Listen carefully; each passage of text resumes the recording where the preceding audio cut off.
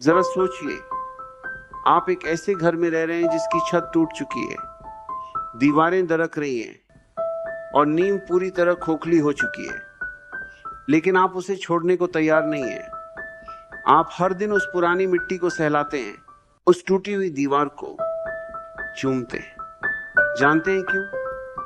क्योंकि वह घर आपका था, वह आपकी यादों का एक हिस्सा है। हम सब भी तो अपनी जिंदगी में यही कर रहे हैं।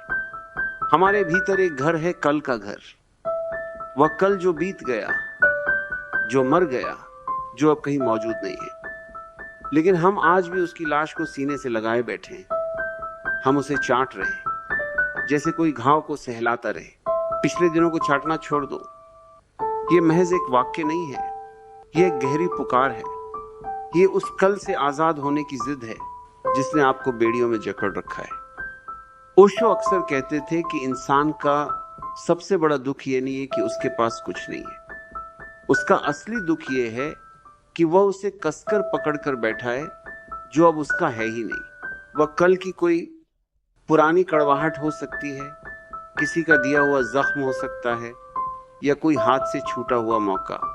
कभी कभी तो वह कल की मीठी यादें भी होती हैं, एक सुनहरा दौर जो अब खत्म हो चुका है, लेकिन आप आज भी उसी की जुगाली कर रहे हैं। याद रखिए, जब आप कल को पकड़ते हैं तो आप आज को पूरी तरह खो देते हैं। आप उस बहती हुई नदी की तरह हो जाते हैं जो एक पत्थर से टकराकर ठहर गई है। ठहरा हुआ पानी सड़ने लगता है, वही सड़न हमारे भीतर पैदा होती है। जब हम अतीत के अंधेरों में जीते हैं तब हमारी आंखों की चमक फीकी पड़ जाती है और हमारे चेहरे की मुस्कान बेजान हो जाती है। जरा गहराई से देखिए अपने भीतर। क्या आप अभी भी उस पुरानी तस्वीर को साफ कर रहे हैं जो वक्त के साथ धुंधली हो चुकी है? क्या आप अभी भी उस इंसान से ख्यालों में बातें कर रहे हैं जो अब आपके जीवन के सफर में साथ नहीं है? क्या आप अभी भी उस हार का मातम मना रहे हैं जिसे दुनिया कब का भुला चुकी है? पिछले दिनों को चाटना छोड़ दो। ये बात आपको झकझोरने के लिए है। यह आपको उस अभी की तरफ बुला रही है जो आपके सामने खड़ा है। आज एक कोरा कागज है, एक बिल्कुल नई शुरुआत, एक ताजा हवा का झोंका, लेकिन आप इस पर कुछ भी नया लिख नहीं पा रहे क्योंकि आपके हाथ कल की उसी पुरानी कालिक से सने हुए हैं। उस कालिक को धो डालिए, उन जंजीरों को तोड़ दीजिए जो आपको पीछे की ओर खींचती हैं।